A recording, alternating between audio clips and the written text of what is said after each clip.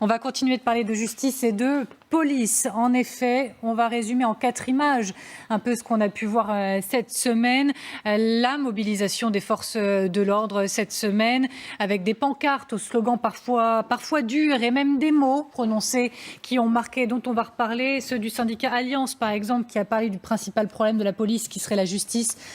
Manifestation marquée par la présence du ministre de l'Intérieur, Gérald Darmanin, qui a d'ailleurs été reproché de ne pas revenir sur ces mots d'Alliance. Le problème de la police, c'est la justice. Eh bien, aujourd'hui, dans Le Parisien, voilà que Gérald Darmanin dit: le problème de la police, ce n'est pas la justice, comme le disaient les manifestants de mercredi. Non, le problème de la police, c'est la faiblesse des moyens de la justice. Alors parlons-en avec vous, Béatrice Brugère. Bonsoir. Merci beaucoup d'être avec nous. Vous êtes magistrate et secrétaire générale du syndicat Unité Magistrats FO. Vous êtes ancienne juge antiterroriste.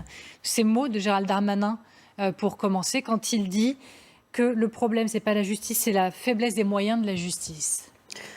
Oui, alors on a une gradation dans les slogans, puisque au départ, donc, le problème de la police, c'était la justice. Moi, je pense que d'abord, le problème de la police, c'est la délinquance, pour commencer. Voilà, on va mettre les choses dans l'ordre. Gérald Darmanin a fait en effet une interview ce matin dans Le Parisien pour dire que il a révisé un petit peu la position en disant non, mais en fait, c'est un problème de moyens. Je pense que poser la question qui nous occupe, et il y a aussi la question des mineurs qui vient d'être évoquée, que sur l'angle des moyens, qui est évidemment une réalité là-dessus, on le sait tous, c'est passé aussi à côté des vrais sujets. C'est-à-dire que c'est aussi écarter les vraies problématiques, c'est-à-dire l'action de l'État, la manière dont on mène cette action, la manière dont on cible nos actions. Et en réalité, les moyens sont intéressants quand ils sont adossés à une action claire et déterminée, et pas l'inverse. C'est-à-dire qu'il ne suffit pas de dire il manque des moyens, ou il manque... Vous voyez, ce discours un peu récurrent qui nous oppose... Oui, il manque des moyens, mais des moyens pour quoi faire? Pour aller où? C'est ça qui est intéressant. C'est-à-dire que tant qu'on n'aura pas des choses très claires, très déterminées, très, j'allais dire même sereinement analysées, et ça c'est ce qui manque au pays de Descartes, on ne fait pas beaucoup de méthodologie, c'est dommage, eh bien en fait on est toujours sur les mêmes discours. Toujours les mêmes discours de moyens. Éric Dupond-Moretti, en termes de moyens, a avancé une augmentation du budget de la justice. Je vous vois déjà sourire, mais plus 10%. Le recrutement de greffiers, 1 millier, je crois. Non, c'est pas... Alors, si vous voulez, c'est pareil, le budget, c'est-à-dire qu'on est dans des choses... J'espère qu'on va quand même commencer à devenir sérieux, parce que les problèmes sont sérieux. Donc à un moment, il faut être sérieux. C'est-à-dire que l'augmentation d'un budget historique, ça ne veut rien dire. Ce qui est intéressant, c'est d'où on part et est-ce que ce qu'on a obtenu correspond à ce dont on a besoin. Donc un budget historique, c'est un budget qui correspond d'abord à nos besoins. En réalité, ce n'est pas le cas, on le sait très bien. Gérald Darmanin lui-même, dans une audition qui était assez intéressante au mois de novembre, devant la commission des lois, avait fait une litanie des 7 péchés, si vous voulez, de la police, et avait mis l'accès d'ailleurs énormément sur les moyens. À l'époque, il ne disait pas que le problème de la police, c'était le problème des moyens de la justice. Il disait le problème de la police, c'est aussi le problème de l'organisation en interne de la police, de la manière dont ils forment leurs policiers, dont ils les équipent, dont ils les mettent sur le terrain, et quels sont les moyens aussi. Et c'était aussi le schéma de maintien de l'ordre, etc., etc. Donc, si vous voulez, ce qui est un petit peu dommage, c'est qu'on est toujours dans des discours un peu fragmentés qui nous empêchent d'avoir une vision globale. Or, en réalité, aujourd'hui, le problème, c'est ça. C'est-à-dire qu'il faut avoir une vision globale des problématiques, y compris des menaces, y compris du fonctionnement de la justice. Parce que la justice sans la police, ou la police sans la justice, ça ne fonctionne pas. Or, on a un Beauvau de la sécurité dont on est absent, ce qui est bien dommage. On sera dans quelques instants également avec Denis Jacob, qui est syndicaliste CFDT Police. Mais avant, je voudrais vous entendre sur, in fine, à la fin de la semaine, Gérald Darmanin qui prend la parole dans Le Parisien pour dire, bon, en fait, les propos d'Alliance, ce n'était pas tout à fait ça. Moi, je dis qu'il y a un problème de budget de la justice. Non, Gérald Darmanin, comment est-ce qu'on peut dire les choses avec le respect du ministre de l'Intérieur? Je fiche du monde. Il nous a dit, quelques jours avant, parce qu'on accusait la justice de laxisme et que les policiers avaient brandi cette accusation dans les rues de Paris, il nous avait dit, puisqu'on lui opposait la fermeté de la justice montrée par les enquêtes, il avait répondu « J'ai plus confiance dans le boucher charcutier de Tourcoing que dans les enquêtes de l'INSEE ». C'est évidemment ahurissant d'oser dire une chose pareille. C'est un ministre de la République. Alors il se fait taper sur les doigts, on lui fait savoir que la justice et la police doivent fonctionner ensemble. Dupond-Moretti et lui sont du reste candidats sur la même liste dans la même région, ils doivent faire campagne ensemble, tout ça fait extrêmement désordre. Donc il faut qu'il rectifie. Et il fait une interview dans le Parisien de rectification. Et comme il faut que je fasse plaisir aux magistrats, qu'ils ne sont jamais contents de leurs moyens, je trouve ça. Ben le problème, c'est les moyens de la justice. Et il répond en rien à ce sur quoi il avait lui-même, appuyé de façon assez scandaleuse. Voilà ce qui ne marche plus. On l'a dit tout à l'heure dans le débat précédent. Ce qui ne marche pas, c'est cette caricature de ce débat permanent qu'on a dans chaque période où le moment est très sécuritaire, entre la police qui manque de moyens et la justice qui serait laxiste. Et chaque ministre qui défend ses troupes et qui pense que l'autre est trop à droite ou trop à gauche. Alors, il faut arrêter ça. Il n'y a pas d'autre moyen que de les mettre ensemble. Et comme vous l'avez dit, Roland, savoir ce qu'on veut. Alors pour écouter tout le monde, puisque ça va alimenter notre débat, la discussion, Denis Jacob, bonsoir. Vous êtes secrétaire général du syndicat alternatif police CFDT. C'est bien aussi d'entendre votre voix. Qu'avez-vous pensé des propos de votre ministre, du ministre de l'Intérieur aux Parisiens ce matin? Le problème de la police, c'est la faiblesse des moyens de la justice. Écoutez, déjà, je voudrais revenir sur l'événement de mercredi. Il y avait une intersyndicale pour lesquelles nous nous sommes unis pour dénoncer des problèmes de fond et porter des revendications. Après, sur la forme, les propos d'une organisation syndicale n'engagent pas les 14 autres qui étaient présentes, dont la mienne, Alternative Police, et je vous invite à réécouter le discours qui a été tenu au titre de la CFDT pour voir qu'il y avait quand même quelques nuances et quelques différences. Denis Jacob, Gérald Darmanin, c'est bien, notamment ce qui a motivé notre invitation, c'était pour justement avoir le plus de voix possible, pour faire un retour sur ce qui s'est dit, passé cette semaine et le mettre en perspective. Donc d'ailleurs, merci à vous. Oui, et Gérald Darmanin, effectivement, je ne veux pas dire qu'il joue un jeu d'équilibriste, mais un peu quand même. Moi, je ne suis pas dans l'opposition police-justice, et vos invités dans le précédent débat étaient très clairs, et je rejoins totalement, notamment les propos qui ont été tenus par Bruno Pomar sur le fait que seule la réponse sécuritaire ne réglera rien. Et je le dis depuis des années, si on pense que c'est la police à elle seule qui va régler tous les maux de la société, excusez-moi, je vais être un peu trivial, mais on se fout le doigt dans l'œil. Voilà, non, il faut, et Béatrice le disait très justement aussi sur le plateau, il y a un travail en amont, l'engagement et l'action de l'État, ce désengagement que l'on connaît depuis 40 ans, des services publics dans les quartiers difficiles où on est confronté à l'ultraviolence, avec le retrait des animateurs, des éducateurs sociaux, l'abandon de l'autorité parentale qui fait qu'aujourd'hui, tout ce qui existait en amont n'existe plus et on demande à la police de tout faire. Moi j'ai connu, alors ça fait vieux maintenant, mais j'étais policier de terrain pendant un peu plus de 10 ans, j'ai connu les commissariats de quartier dans les cités difficiles où on était en contact direct avec la population, où on faisait la prévention. D'ailleurs, la population était notre première source d'information pour nous signaler les problèmes qu'il y avait au cœur des cités. Et aujourd'hui, ce lien n'existe plus. Donc il faut revenir à un juste équilibre et il faut que l'État, et quel que soit le gouvernement, puisque dans l'État il y a une continuité, quelle que soit l'alternance politique, et il faut mettre en place un véritable plan global national de reconquête des quartiers par une vraie politique de la ville, politique sociale et politique économique. Alors pour qu'on soit clair, on va reprendre le fil de notre débat, mais puisque ça a alimenté beaucoup de tensions cette semaine. Quand on a vu, par exemple, on a lu en manif, la police fait le procès de la justice. Je prends un titre de presse Libération cette semaine. On a Béatrice Brugère avec nous ce soir, Denis Jacob, syndicat de police ce soir. Est-ce que la police fait le procès de la justice? Est-ce qu'il y a deux camps aujourd'hui en France? Qu'on mette les choses au clair maintenant. entre vous? Est-ce qu'il y a deux camps, oui ou non? Répondons à cette question. Alors, c'est exactement ce qui a été dit. Non, je ne crois pas. Je pense qu'il y a des sensibilités. Je ne dirais pas qu'il y a des nuances, qu'il y en a 50 nuances, mais il y a des sensibilités. Moi, je crois qu'il faut qu'on entende toutes les critiques, si elles ont lieu d'être. Mais pour ça, faut-il encore le faire sereinement et de manière rationnelle. C'est-à-dire que c'est pour ça que nous, on demandait des états généraux de la sécurité et de la justice. Parce que c'est un piège politique qui est en train de se passer, où chacun oppose les uns et les autres. Et on a sans doute des choses à se dire. De toute façon, il y a des imperfections, on peut faire mieux. Sauf que ça évite de porter les responsabilités au bon niveau. Voilà. Donc moi, ce que je voudrais, c'est dire... On peut entendre des critiques. D'ailleurs, tous les syndicats ne l'ont pas fait. Moi, j'y étais le 19. Dans la manifestation. Exactement. Je crois que je suis le seul syndicat de magistrats à avoir appelé à venir parce que je trouve ça tout à fait normal de soutenir les policiers quand ils sont victimes de violences. Je ne vois pas où il y a de problème.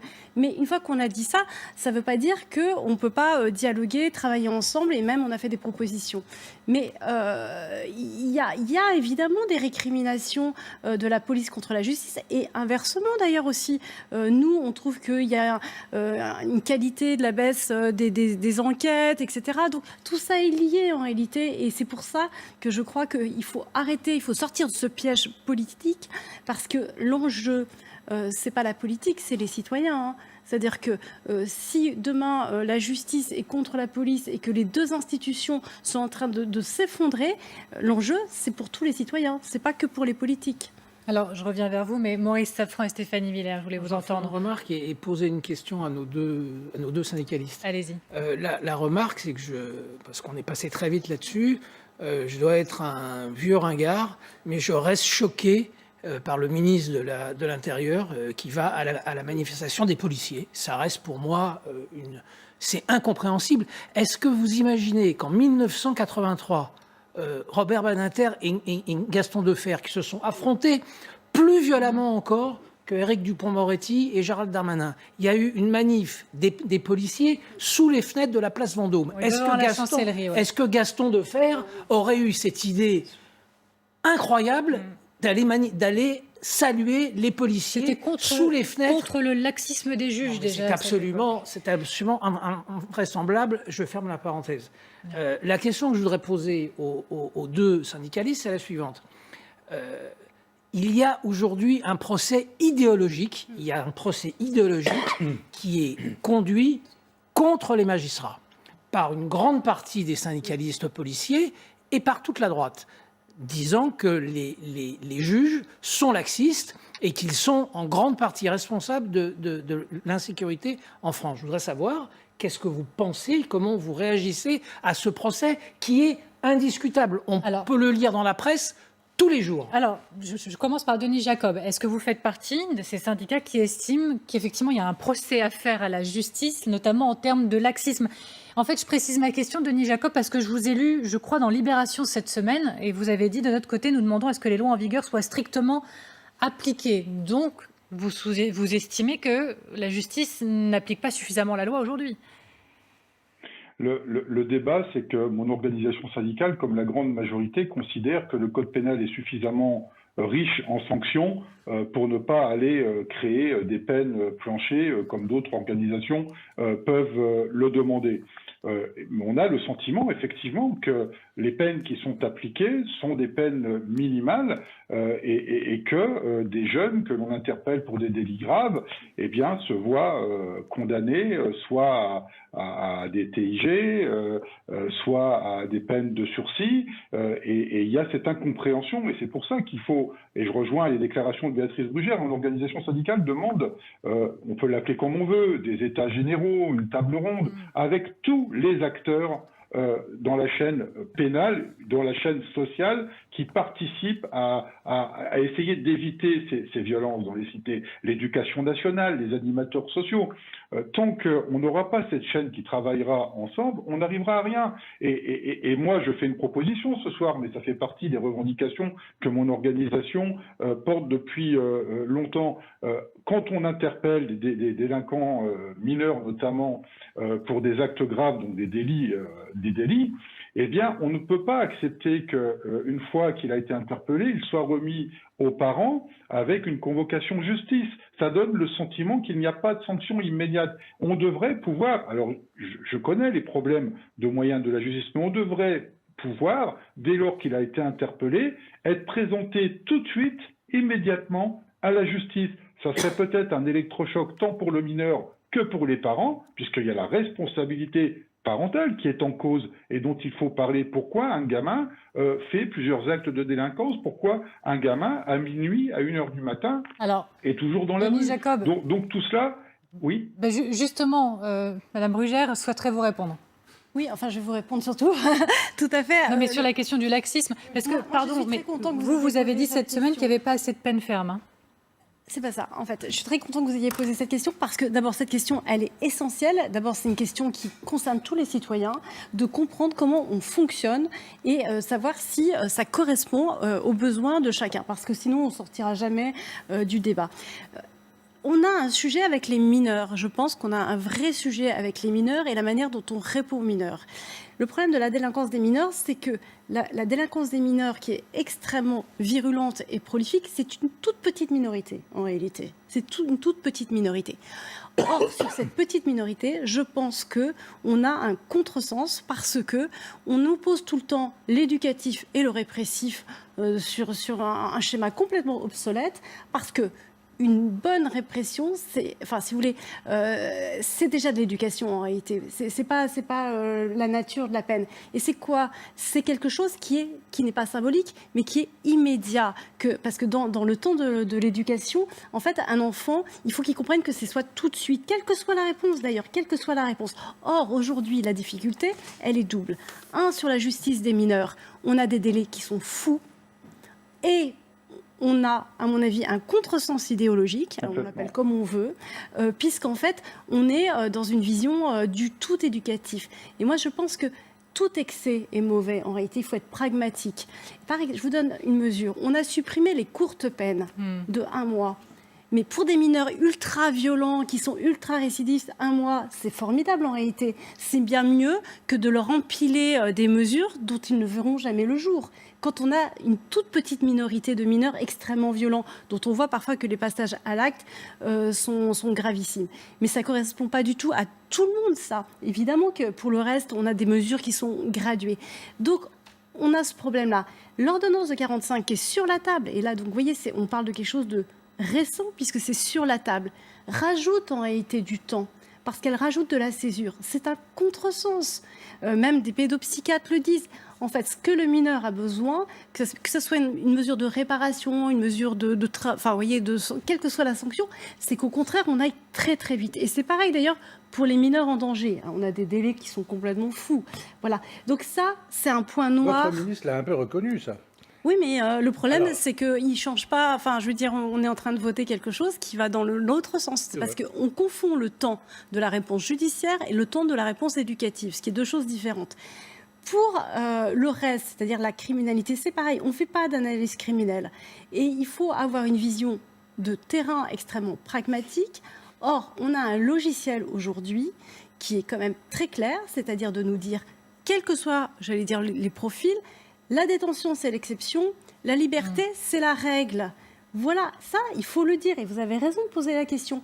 Est-ce que ça correspond à nos besoins? Est-ce que ça correspond à la réalité criminelle de certains gangs extrêmement dangereux?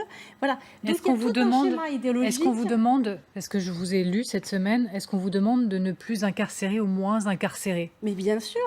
Et ça veut, oui, mais du coup, est-ce que vous pouvez nous le dire, nous expliquer à ceux qui nous regardent ce que ça veut dire? Oui, ça veut dire que, par exemple, aujourd'hui, que ce soit d'ailleurs dans les circulaires pénales en général, que ce soit depuis la circulaire même de Nicole Belloubet ou celles qui ont été prises aujourd'hui, plus la loi, parce qu'il y a les deux. La politique pénale, c'est les circulaires et c'est aussi la loi. Et c'est aussi les moyens d'ailleurs aussi, parce que ça aussi c'est un autre sujet. On nous dit, dans la loi du bloc peine qui rentre en vigueur, l'incarcération, c'est l'exception. Vous devez prioriser toutes les autres sanctions, toujours. Vous devez également, une fois que vous prononcez des peines de détention, faire au maximum jusqu'à 1 an. C'est obligatoire d'aménager, mais déjà 1 an, c'est énorme. Enfin, je veux dire, avoir déjà 1 an de détention, c'est quand même beaucoup. On nous a supprimé les courtes peines, qui, à mon avis, est un contresens total. Parce qu'une courte peine, c'est tout de suite, c'est efficace, ça désocialise pas. Au moins, c'est une sanction qui est... Moi, je trouve ça mieux que faire... Bon, voilà. Mais, je sais pas, il y a 1 euro sur les courtes peines.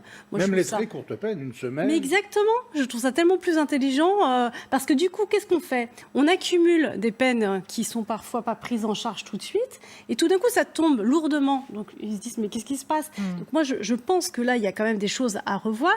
Une fois que les personnes sont en détention, on nous demande d'aménager et aux 2/3 de les faire sortir quasiment sans projet. Donc, oui, tout est fait pour qu'on n'incarcère pas, parce que derrière, il y a un autre problème, c'est que ça fait des années qu'on n'a pas investi dans une vraie politique immobilière et de construction intelligente, en plus, où on pourrait faire des choses intelligentes en détention, c'est-à-dire remettre du travail, refaire des choses de l'éducatif, des choses comme ça. On a très peu investi. Aujourd'hui, on a une jurisprudence qui nous oblige à remettre en liberté si la personne est incarcérée dans des conditions indignes.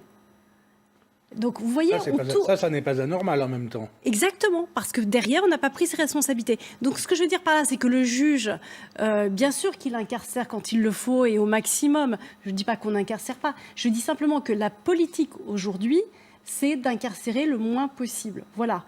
Et de privilégier toutes les alternatives. Alors, on peut en discuter, hein, on peut être d'accord, on ne peut pas être d'accord, vous avez raison de poser le sujet. Mais c'est ça aussi ce qu'on nous demande de faire. Donc le procès en laxisme qui nous est fait de façon régulière. Et par les Français aussi, pardon, parce que je voudrais vous montrer un sondage, parce que c'est aussi les Français, parce que sinon on n'a pas... Non, mais je vous le montre, pour nos téléspectateurs si vous le voulez bien, parce qu'on parle des policiers et des magistrats, mais il y a les Français au milieu de tout ça. Et dans ce sondage-là, 80% des Français se rallient à l'idée de laxisme. 36% pensent que la sécurité sera le thème qui comptera pour 2022, etc. Mais 80% pensent que la justice est trop laxiste aujourd'hui. Je vais vous donner un exemple. On est un pays, tous les pays ne sont pas comme ça, où quand vous êtes condamné à la prison, vous repartez libre. Les gens ne comprennent pas. Sauf quand vous êtes en cour d'assises, ce qui est quand même rare, heureusement, ou quand vous êtes en comparution immédiate avec un mandat de dépôt. Mais le reste du temps, vous repartez libre, c'est-à-dire même si vous avez 3 ans, 4 ans. Donc, si vous voulez, ça renvoie cette image. Donc, c'est vrai qu'il y a des choses qui sont incompréhensibles. Il va falloir faire de la pédagogie, expliquer pourquoi, mais c'est notre système qui est comme ça, en réalité. Donc, on a aussi un autre problème, au-delà du choix pénal, qui est un vrai choix démocratique, sur lequel moi je ne me prononce pas, que je décris, mais qui est quand même celui-là, c'est qu'on a un problème d'exécution des peines, qui est très grave. C'est-à-dire qu'aujourd'hui, on exécute peu. Vous savez quelle est la première peine prononcée par les magistrats? C'est l'amende. Vous voyez, c'est assez contre-intuitif. Oui. On a un taux d'exécution qui n'est même pas de 40%. Et pourquoi? Je veux dire, c'est une peine. On a des délais de prise en charge qui sont extrêmement lents. Les peines de prison ferme exécutées, aujourd'hui, c'est entre 32 et 38%.